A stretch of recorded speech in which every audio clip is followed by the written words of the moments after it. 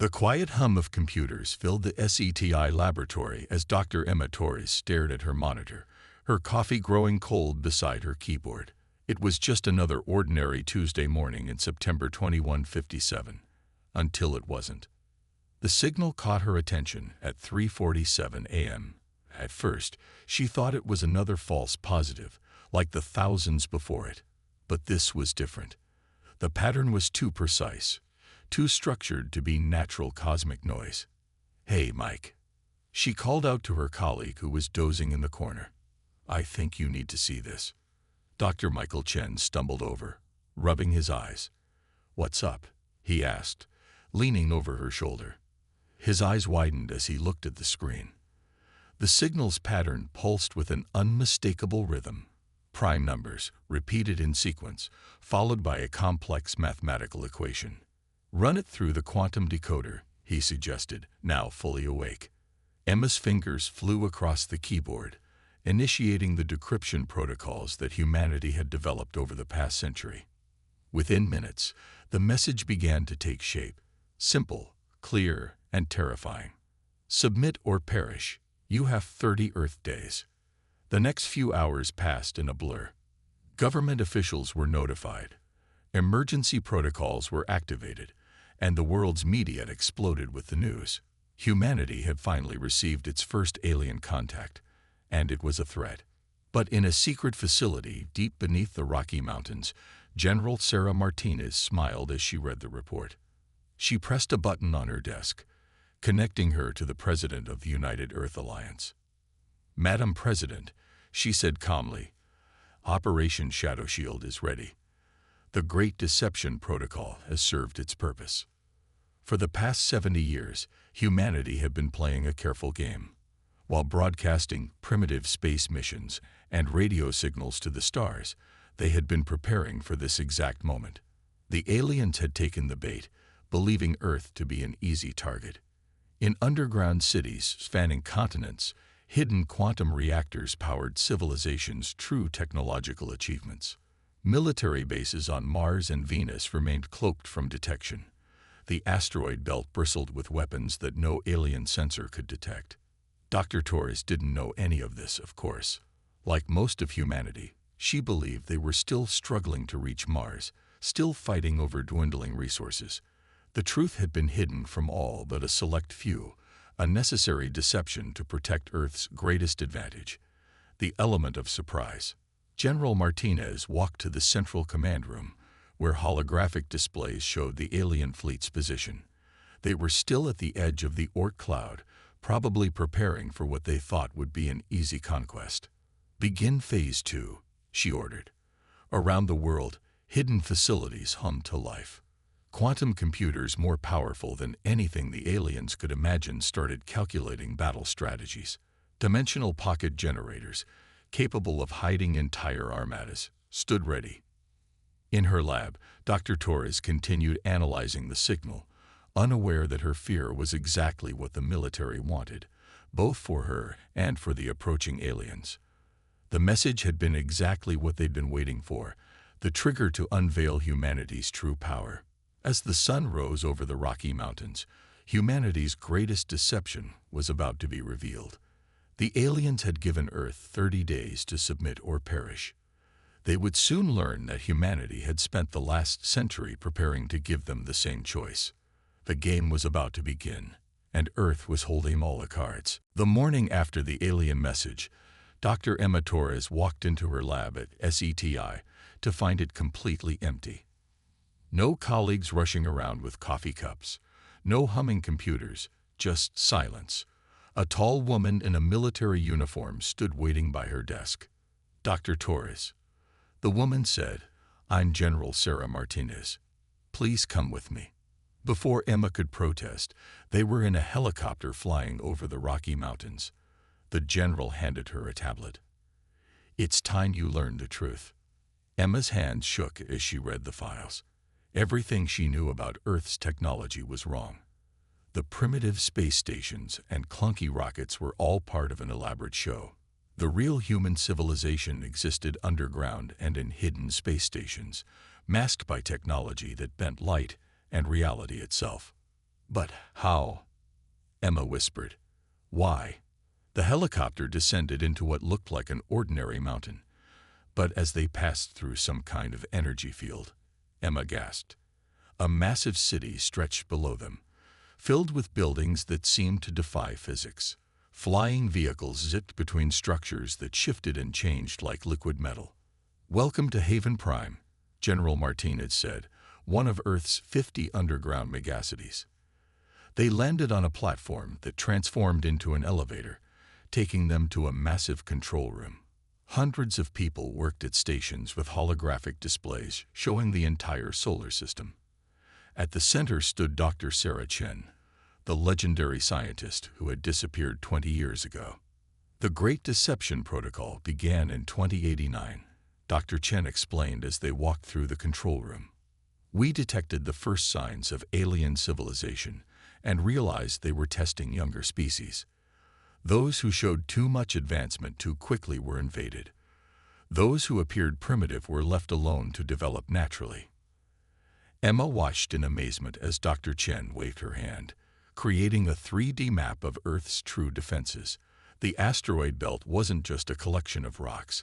It was the largest minefield ever created. Mars hadn't been abandoned after failed colonies. Its entire surface was a massive weapons platform, disguised as a dead planet. But keeping this secret, Emma began, was necessary. General Martinez finished. "Think about it. Billions of people, all believing the same cover story. Any alien scanning our communications, our internet, our broadcasts would only see what we wanted them to see. The greatest proof of our advancement was our ability to hide it." Dr. Chen pointed to a display showing the approaching alien fleet. "They expect to find a Type 0.7 civilization struggling with basic spaceflight. Instead, they'll discover we've reached Type 1.5. We don't just control Earth's energy. We can manipulate space, time, and dimensions themselves." Suddenly, alarms blared throughout the facility. The alien fleet had passed Neptune, earlier than expected. Dr. Chen smiled, but it wasn't a happy expression. "Perfect timing," she said. "Dr. Torres, would you like to help us reveal humanity's greatest deception to our unwanted visitors?" Emma looked around the control room. All her life, she had searched the stars for signs of alien life. Now she would help humanity show aliens exactly what they had been hiding. She stepped forward and nodded. "Excellent," General Martinez said. "Begin Operation Unveiling." Across the solar system, hidden quantum transmitters activated. Cloaking fields around Mars, Venus, and the asteroid belt prepared to drop. Dimensional pockets containing Earth's true fleet began to open. In her lab at SETI, Emma had worried humanity would have only 30 days to prepare for alien invasion. Now she understood. Humanity had been preparing for over a century. The aliens hadn't given Earth an ultimatum. They had given themselves a deadline. The greatest revelation in human history was about to begin, and the aliens had no idea they were about to become part of it. The alien fleet emerged from hyperspace near Saturn, their ships black against the ringed planet's glow. 500 vessels, each larger than Earth's biggest public space stations. Admiral Cathor of the Galactic Federation stood on his command bridge, mandibles clicking in anticipation of an easy victory. "Primitive signals detected from Earth," his sensor officer reported. "They're still using radio waves and chemical rockets. No significant defenses detected." Cathor made a sound of satisfaction. Another simple conquest. Send the advance fleet through the asteroid belt. Let's. Warning alarms screamed across every ship. The asteroid belt had come alive. What seemed like ordinary space rocks suddenly shifted, revealing massive weapon ports. Quantum signatures flared as dimensional pockets opened throughout the belt. Through these holes in space-time, hundreds of sleek human warships emerged. In Haven Prime's control center, Dr. Emma Torres watched with wide eyes as General Martinez coordinated humanity's response. "Battle Formation Delta," the general ordered. "Show them what we've been hiding." The human ships were unlike anything the aliens had ever seen. Instead of conventional engines, they moved by folding space itself. Their hulls seemed to absorb light, making them nearly invisible even when uncloaked. Impossible. Thor roared as new data flooded his screens. Their technology. This can't be right. Admiral. His second-in-command called out, "The humans are hailing us." Dr. Sarah Chen's hologram appeared on the alien bridge. She smiled pleasantly, speaking in perfect galactic standard. "Welcome to Sol System. I see you've noticed our little surprise." Thor's translator took a moment to process her words. How? How do you know our language?" "We've been studying you for decades," Chen replied. "Those primitive radio signals you detected, a carefully crafted deception. Here's another surprise." She pressed a button. Across the asteroid belt, quantum field generators activated. A massive energy web appeared, connecting hundreds of asteroids into a single defensive network. The alien fleet was now trapped inside. "Your ships can't use hyperspace within this field," Chen explained. "You have two choices: retreat through the gaps we're about to open, or find out what else we've been hiding." In Haven Prime, Emma watched the alien ships on the main display. They looked so small now, caught in humanity's trap. "Will they retreat?" she asked General Martinez. "Admiral Cathor is known for his pride," Martins replied. "We've studied his psychological profile. He'll open fire," Thor ordered on his bridge. "Show these deceptive humans our true power." Alien energy weapons flared across space, but their shots passed harmlessly through human ships, which seemed to exist in multiple dimensions at once. "Phase 2, Martins ordered calmly. The real human fleet emerged from hiding spots throughout the solar system. Ships rose from gas giant storms on Jupiter, appeared from within Saturn's rings, and decloaked from the surfaces of dozens of moons. Thor watched in horror as his tactical display updated. His fleet was completely surrounded by forces using technology he couldn't even understand. Dr. Chen's hologram reappeared. "That was unwise, Admiral, but we expected it. Those gaps in our defense grid are still open. You have 5 minutes to retreat before we demonstrate our offensive capabilities." In Haven Prime, Emma held her breath as they waited. The alien ships hung in space, weapons hot but not firing. 4 minutes passed. "They're moving," Martins announced, heading for the designated exit points. Emma watched as the alien fleet retreated, their mighty ships now looking like scared animals fleeing a predator. As they vanished into hyperspace, she turned to Dr. Chen. "What happens now?" Chen's expression was serious. "Now we prepare for their return. They'll bring a bigger fleet next time, but thanks to the Great Deception, they still don't know our full capabilities." The first battle was over. Humanity had revealed some of its cards, but not all. The real war was just beginning. Commander Marcus Rivera stood on the bridge of the Earth ship Deception, watching Jupiter's swirling storms through the quantum glass viewport. 3 days had passed since they forced the alien fleet to retreat. Now, as expected, they were back with an army. 5,000 ships detected emerging from hyperspace, his tactical officer reported. "They're spreading out around Jupiter's orbit." Marcus smiled. The aliens had brought exactly the number of ships their psychological profile predicted. Humanity's intelligence was perfect, as usual. "All ships maintain dimensional cloak," he ordered. His fleet of 300 vessels remained hidden within Jupiter's storms, the massive planet's magnetic field helping to mask their presence. The aliens thought they were being clever, using the gas giant's radiation to hide their approach to Earth. They didn't know they were swimming in human territory. In Haven Prime's control center, Dr. Emma Torres watched the tactical display with General Martinez and Dr. Chen. "Are we really going to use the magnetosphere weapon?" she asked nervously.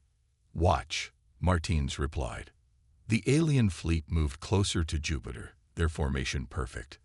Their new commander, High Admiral Zextel, was known for his cautious approach. But even he couldn't see what was coming. "They're within the field," Dr. Chen announced. "Commander Rivera, you may proceed."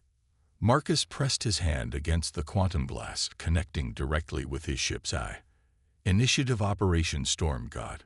100 years of secret preparation paid off in a single moment.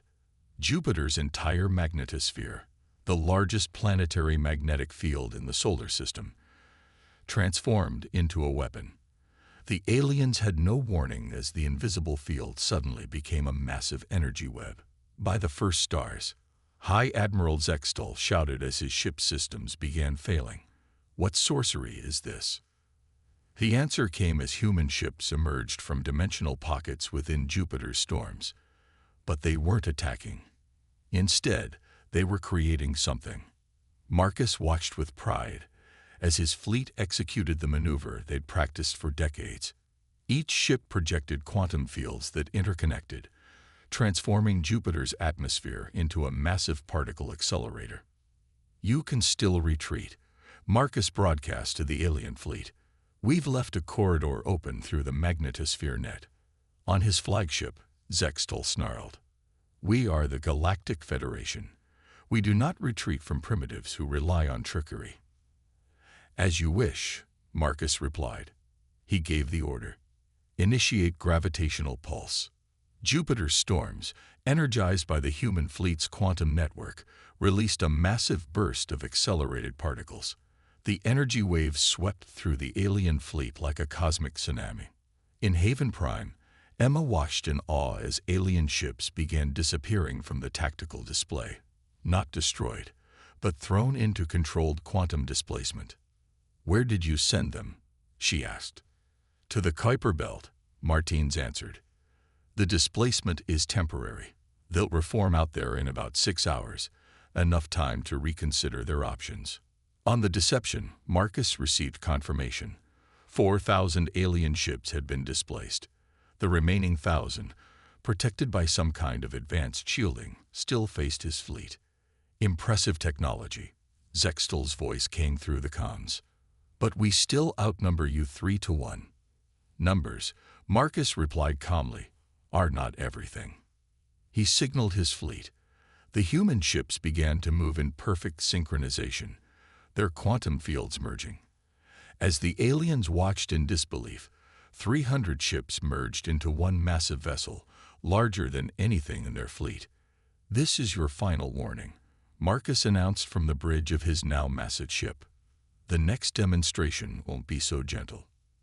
Zextal stared at his sensors, finally understanding the truth. These humans hadn't just been hiding their technology. They had advanced far beyond anything the Galactic Federation had imagined possible.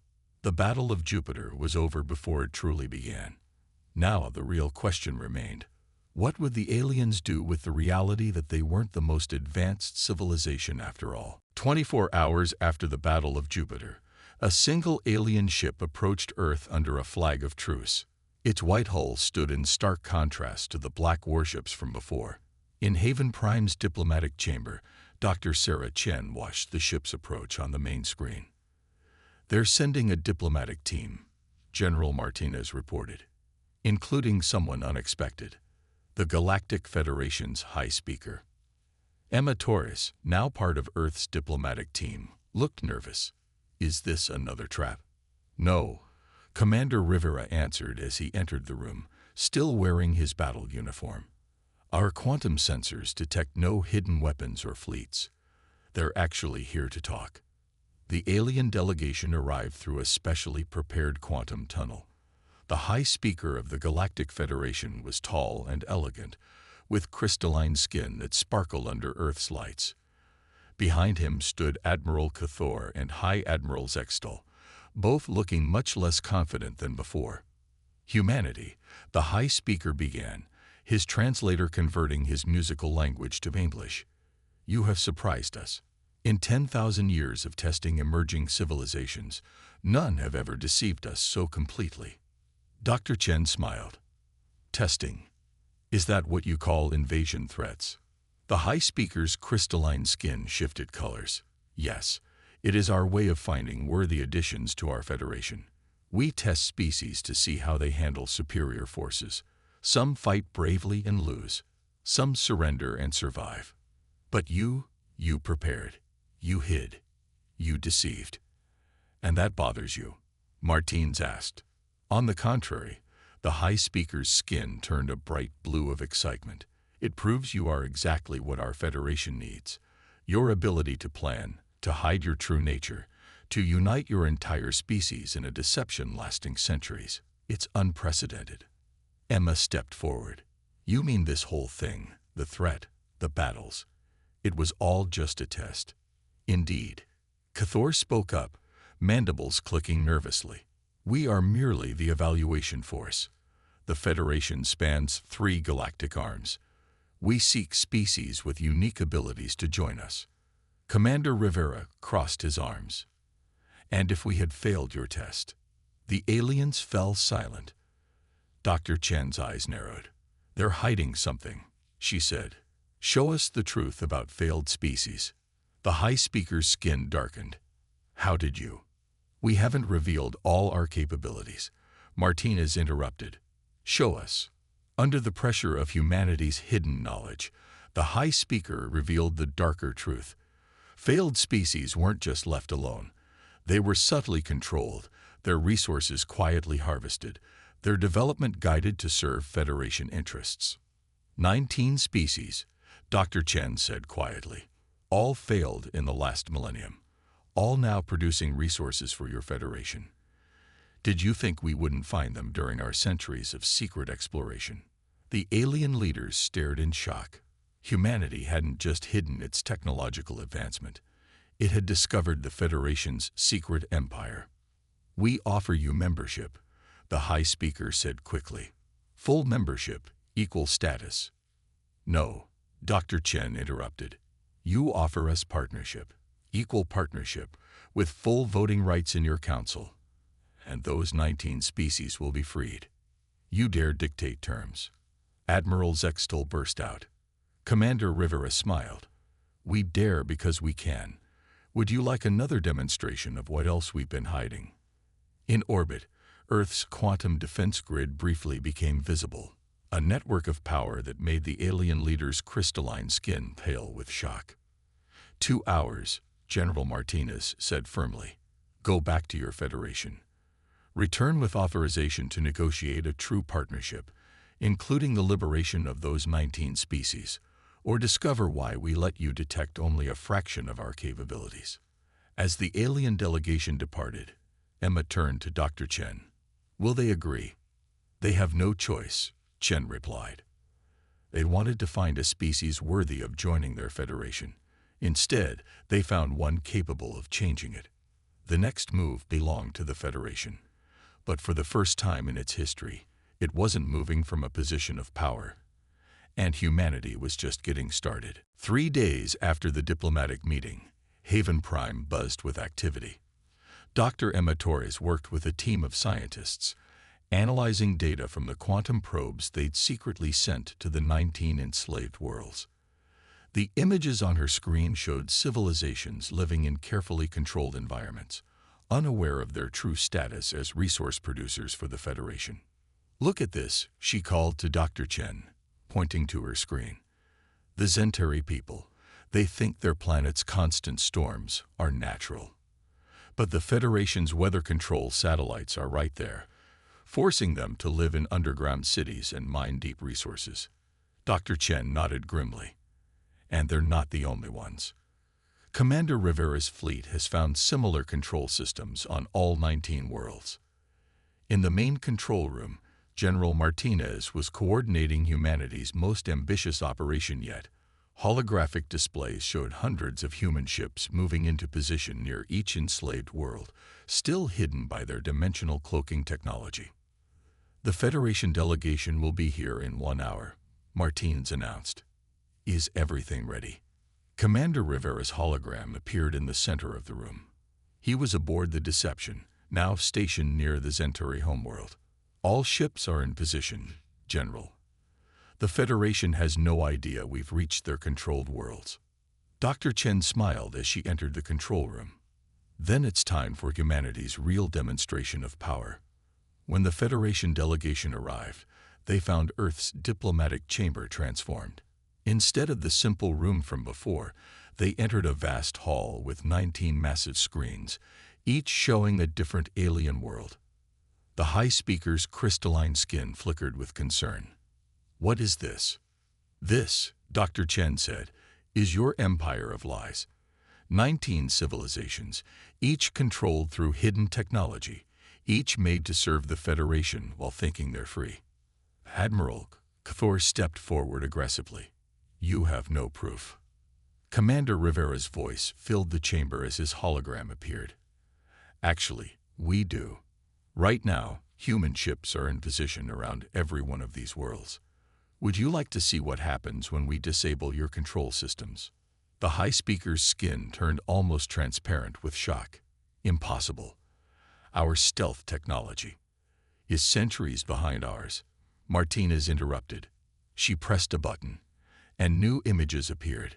Federation control stations, weather satellites, and hidden monitoring posts, all now surrounded by uncloaking human vessels. "Here's humanity's counteroffer," Dr. Chen declared. "We don't just want partnership in your Federation.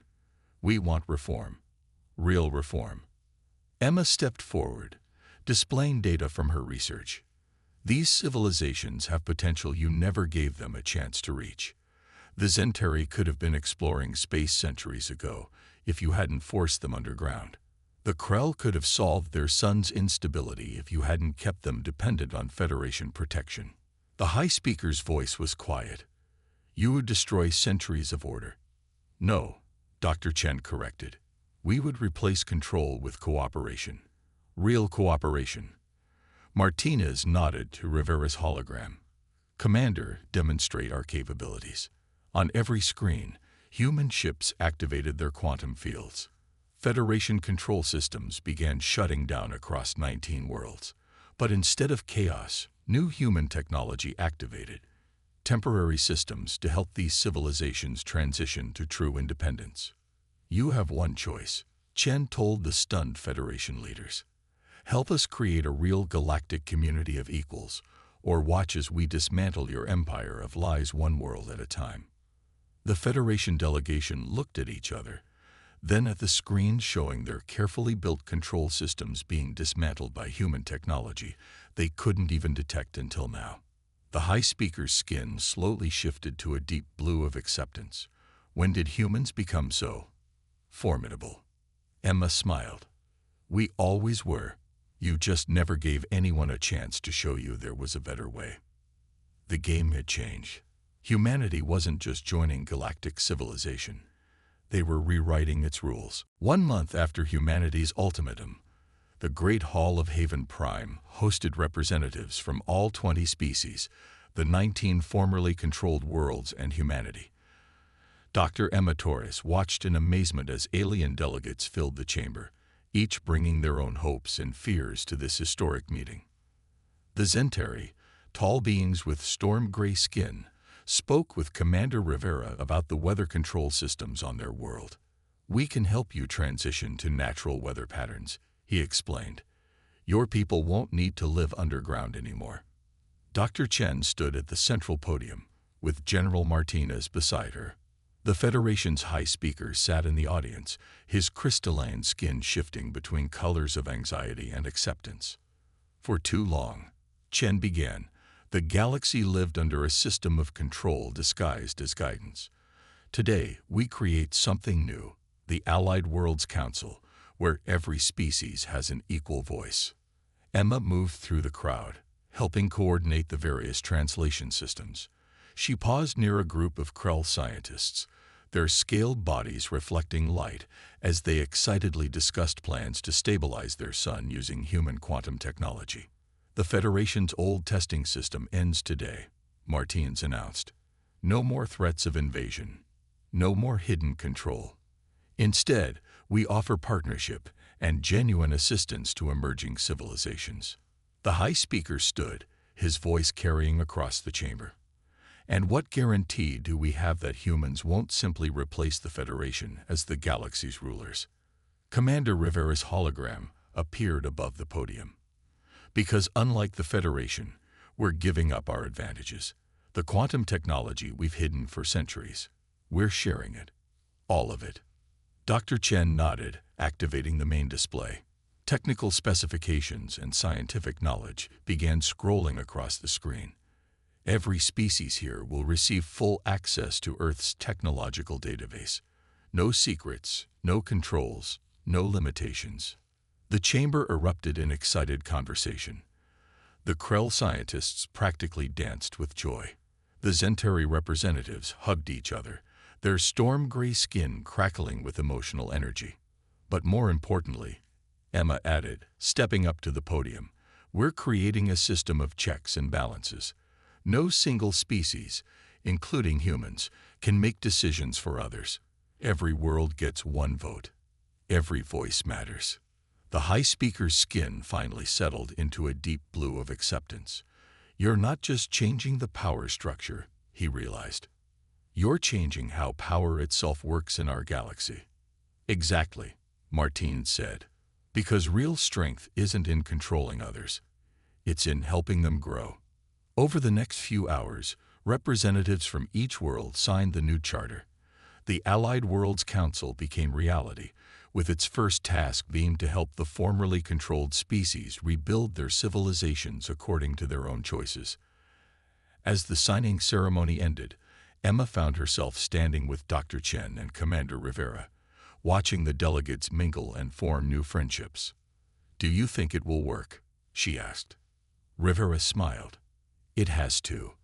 We've spent centuries preparing not just to defend ourselves, but to make the galaxy better.